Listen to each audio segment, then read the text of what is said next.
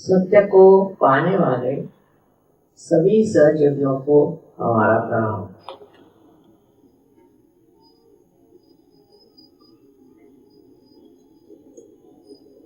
आप लोग इतनी बड़ी संख्या में यहाँ उपस्थित हुए हैं, ये देखकर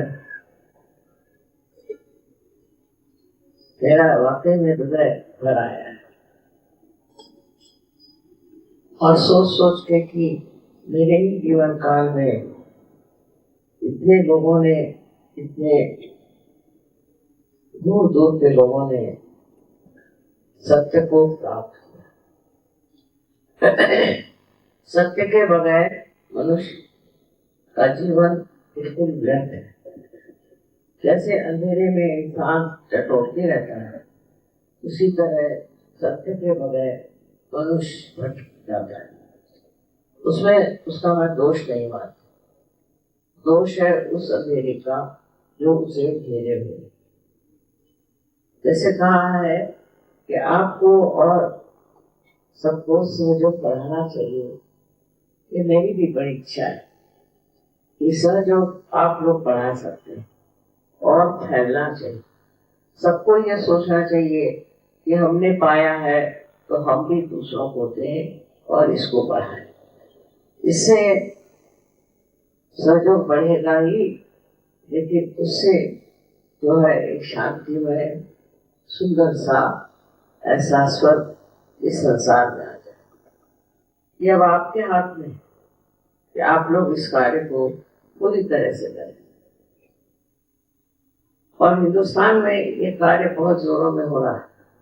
उसका कारण ये है कि भारतवर्ष एक योग भूमि, एक पुण्य भूमि, और इस पुण्य भूमि में इस तरह का कार्य होना था ही, दिखाई था, विधि थी, किंतु इतने जोरों में और इतना पढ़कर ये परिवार इतना परिपक्व होगा, ऐसे कहीं भी मुझे उम्मीद नहीं थी। लेकिन ये घटित हो रहा है और होगा भी। इसके आनंद को आप उठा रहे हैं, वो दूसरों को भी देना चाहिए। हिंदुस्तान तो है ही मेरा देश, और यहाँ आने में जो एक विशेष आनंद होता है उसका वर्णन नहीं किया जाता। और जब मैं आप लोगों को देखती हूँ एयरपोर्ट पर, तब मुझे लगता है कि न जाने कितने हृदय में ये आनंद आडोलित होता है और कितने ही लोग इस आनंद से प्रभावित होते हैं। इसी से हमारे बच्चों की भी रक्षा होगी और हमारे युवा लोगों की रक्षा होगी। इतना ही नहीं, लेकिन हमारे देश में सुबहता और असली माने में स्वराज्य। स्व का मतलब है आत्मा, और आत्मा का राज्य आना ही स्वराज्य। स्वतंत्र का मतलब है फिर वही आत्मा का तंत्र, माने आत्मा की टेक्निक। ये दोनों आनी चाहिए और वो आ गई है। आप लोगों ने उसे स्वीकार किया है, अपने जीवन में उतारा है। लेकिन अब दूसरों को भी उबारने का, उनके भी उद्धार का यही समय है, इसको करना चाहिए। अभी मैंने बहुत सी बातें देखी कि मुझे बड़ा आश्चर्य हुआ कि मिलेनियम का असर कितने जोरों में आ। जैसे कि हमारे बहुत से सहयोगी फॉरेन से भी आए थे और जो गए थे ओडिशा, वहाँ लोगों को सहयोग सिखाया और वहाँ उन्होंने 9 सेंटर स्थापित किए। जब साइक्लोन आया ओडिशा में, उसका कारण है क्योंकि वहाँ बहुत अनाप शनाप बातें हो रही, गलत बातें हो रही।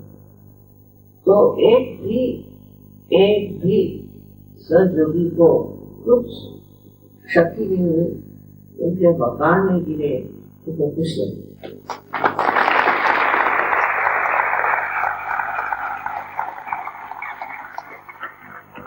इसी प्रकार टर्की में, हालांकि वो लोग पहले मुसलमान और अब 80 मुसलमान हो गए।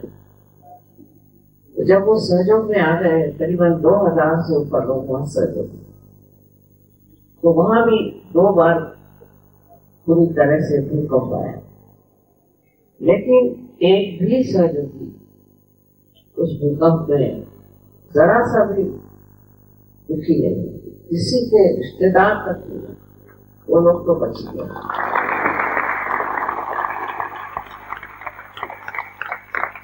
ऐसे अनेक वारदात हुई इटली में भी, और हर जगह मैं देखती हूँ कि सहयोगी एकदम इसको पूरी तरह से जैसे संरक्षित है, और इस संरक्षण में आप लोग पलट रहे। इसका मतलब है जो अब कहते हैं कि ये राहत सेटलमेंट है वो शुरू हो गया और वो चल रहा है बड़े जोर। आप लोग सब ध्यान करते ही हैं और आपने सहज में बहुत उन्नति कर ली, लेकिन ये सब पाने पर दूसरों को भी देने की इच्छा होनी चाहिए। इच्छा होगी जरूर, लेकिन किसी न किसी वजह से इसकी इच्छा पूर्ति नहीं होती। इसे आप लोगों को पूरी तरह से जोश से करना चाहिए। संसार के कार्य तो चलते ही रहते हैं, घरेलू बातें चलती रहती, पर उसमें से निकल और लोगों को जागरण देना, उनको संवारना, उनका उद्धार करना, ये आपका एक परम कर्तव्य है। और इसकी दारोमदार आप ही क्यों करें? आप ही लोग इसे कर सकते हैं और बहुत से कर भी रहे हैं, लेकिन मेरे विचार से इससे भी ज्यादा सोच विचार करके कि हमारा जो सुख है, हमारा जो आनंद है, हमने जिसे प्राप्त किया वो और भी प्राप्त करें, इस विचार से जब आप उधर थोड़ी सी दृष्टि लगाएं तो बहुत कुछ हो सकता है इस भारतवर्ष में। और मैं तो सोचती हूँ कि ये कार्य कोई कठिन नहीं, क्योंकि इसमें कोई झगड़ा नहीं, कोई आफत नहीं, कोई दवा नहीं, कोई दारू नहीं, कुछ नहीं। सिर्फ लोगों की बुलंदी जागरूक करना और उसकी शक्ति आपके अंदर है, उसको इस्तेमाल करें। जब आपके अंदर शक्ति है तो आप उसको इस्तेमाल नहीं करोगे तो उसका क्या फायदा? उस शक्ति को आप सब इस्तेमाल करें और निश्चय करें कि हर आदमी, हर सहयोगी कम से कम 100 आदमियों को बात करें, सबसे बात करें, और उसमें शर्माने की कोई बात नहीं, घबराने की कोई बात नहीं, क्योंकि हम सत्य पर करें। और आजकल जो तरह तरह के गुरु ग्रंथान निकले हुए हैं, उनका यही इलाज है कि हम खुले आम ये बात सबसे बात करें और उनसे कहें कि चक्कर से बचो, नहीं तो वो लोग भी खत्म हो जाएंगे।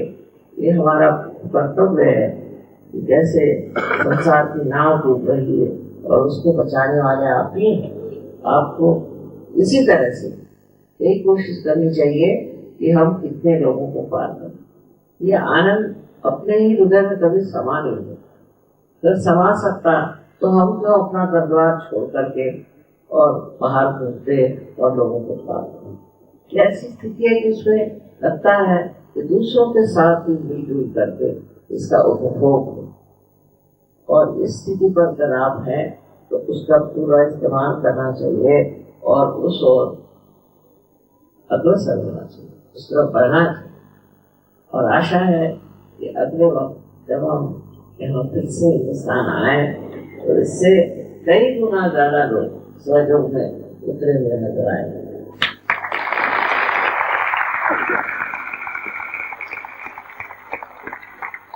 आपने सत्कार किया, उसकी कोई जरूरत नहीं थी, पर आपकी इच्छा है तो मैं मान लेती कि चलो सत्कार करो। पर वो तो मुझे उसी दिन दिखाई दिया जब मैं यहाँ पर एयरपोर्ट पे आई थी और इस तरह से लोग को प्यार से बिल्कुल दीवाने हो गए।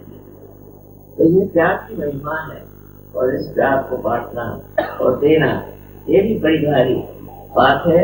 और इस जन्म में अगर ये होगा तो न जाने कितने ही पुण्यों का फल मिल जाए। मेरे अनंत आशीर्वाद है।